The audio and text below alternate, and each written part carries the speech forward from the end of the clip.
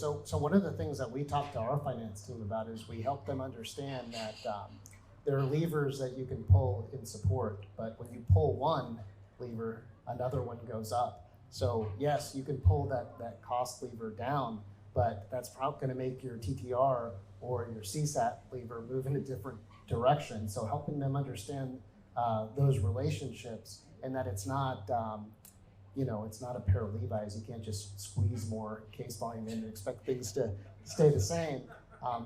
That's how we approached it. Yeah, I think you do also have to look at globally options for staffing. So we all know in support there are lower cost areas of the world, and then there are average cost areas, and then there are very expensive areas. And the reality is you can't build support organizations, or frankly any global company at this point, in the super expensive areas. Like I was telling Jenna, I left the Bay Area to move to Austin because I couldn't afford a house for my 4 children to each have a room. And so those are the kind of decisions as you build teams globally you do have to look at, and you do have to weigh the options. Like there isn't a perfect model for that, and where you want to be in country. So we support 14 different languages, and we have natural language speakers. So you have to be in country to some extent, but you can build cost efficiencies into lower cost markets and keep the scale and make that those decisions moving forward.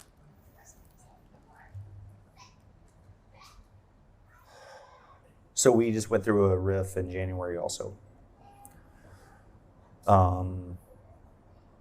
And it really sucked.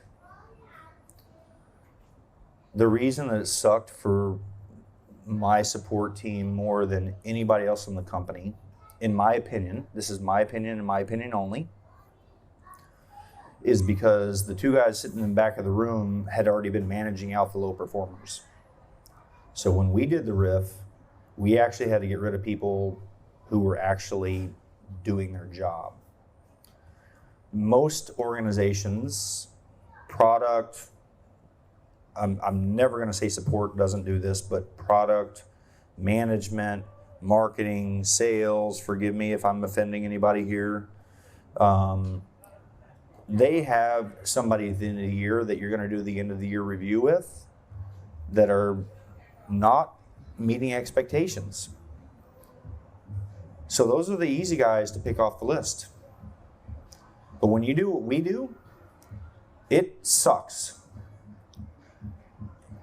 And we had to do it, and we're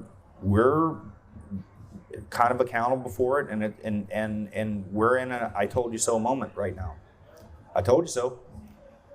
So as long and what I did was I actually told my boss, look, I don't have anybody that's a 1 or a 2 on a scale of 1 to 5, 5 being the best. I don't have that. I can cut these costs because it's a cost. However, here's the impact.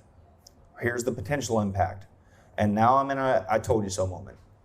So that's all you can really do, because the finance people, they don't, forgive me, the executives and the finance people don't always think that everybody runs their organizations the way we run them.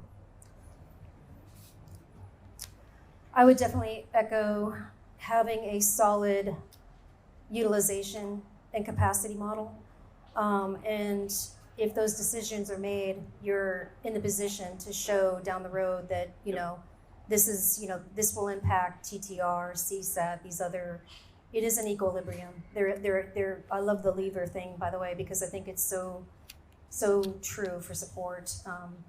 It's really about preparing and understanding what that capacity model looks like. And also, it's about growth for your company and understanding what's coming at you and trying to kind of create, an opportunity for what's coming in, the growth of the business, right? So being prepared for that is key as well. And then selling that as your position on why your team needs to at least stay flat in these times versus, growing, and then how you can scale with that team.